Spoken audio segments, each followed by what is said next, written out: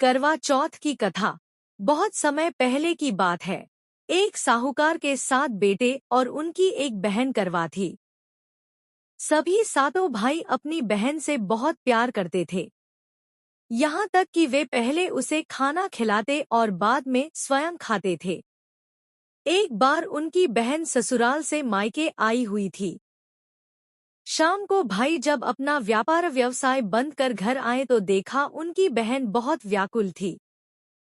सभी भाई खाना खाने बैठे और अपनी बहन से भी खाने का आग्रह करने लगे, लेकिन बहन ने बताया कि उसका आज करवा चौथ का निर्जल व्रत है और वह खाना सिर्फ चंद्रमा को देखकर उसे अर्घ्य देकर ही खा सकती है।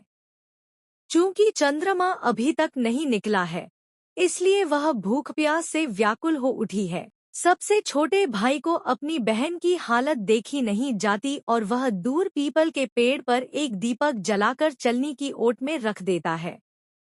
दूर से देखने पर वह ऐसा प्रतीत होता है कि जैसे चतुर्थी का चांद उदित हो रहा हो। इसके बाद भाई अपनी बहन को बताता है कि चांद निकल आया है, तुम उसे अर्घ्य देने के बाद भोजन कर सकती हो। बहन खुशी के मारे सीढ़ियों पर चढ़कर चांद को देखती है, उसे अर्घ्य देकर खाना खाने बैठ जाती है। वह पहला टुकड़ा मुंह में डालती है तो उसे छींक आ जाती है। दूसरा टुकड़ा डालती है तो उसमें बाल निकल आता है और जैसे ही तीसरा टुकड़ा मुंह में डालने की कोशिश करती है तो उसके पति की मृत्यु का समाचार उसे मिलता है। वह बौखला जाती है। उसकी भाभी उसे सच्चाई से अवगत कराती है कि उसके साथ ऐसा क्यों हुआ। करवा चौथ का व्रत गलत तरीके से टूटने के कारण देवता उससे नाराज हो गए हैं और उन्होंने ऐसा किया है।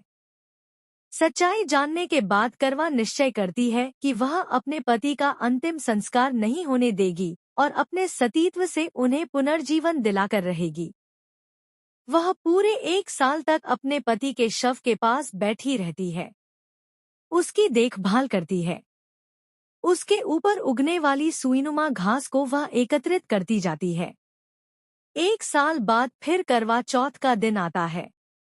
उसकी सभी भाभियां करवा चौथ का व्रत रखती हैं। जब भाभियां उससे आशीर्वाद लेने आती है तो वह प्रत्येक भाभी से यम सुई ले लो, यह सुई दे दो, मुझे भी अपनी जैसी सुहागिन बना दो, ऐसा आग्रह करती है। लेकिन हर बार भाभी उसे अगली भाभी से आग्रह करने का कह चली जाती है। इस प्रकार जब छठे नंबर की भाभी आती है तो करवा उससे भी यही बात दोहराती है। यह भाभी उसे बताती है कि चूंकि सबसे छोटे भाई की वजह से उसका व्रत टूटा था, अतः उसकी पत्नी में ही शक्ति है कि वह तुम्हारे पति को दोबारा जीवित कर सकती है।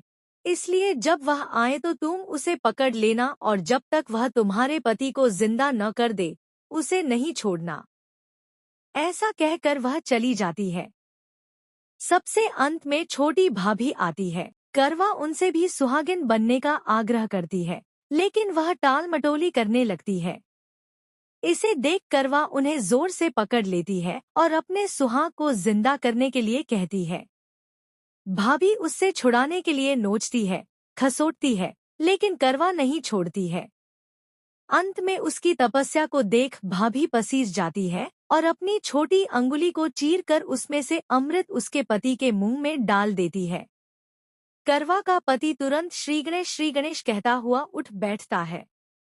इस प्रकार प्रभु कृपा से उसकी छोटी भाभी के माध्यम से करवा को अपना सुहाग वापस मिल जाता है। हे श्री गणेश माँ गौरी, जिस प्रकार करवा को चिर सुहागन का वरदान आपसे मिला है, वैसा ही सब सुहागिनों को मिले।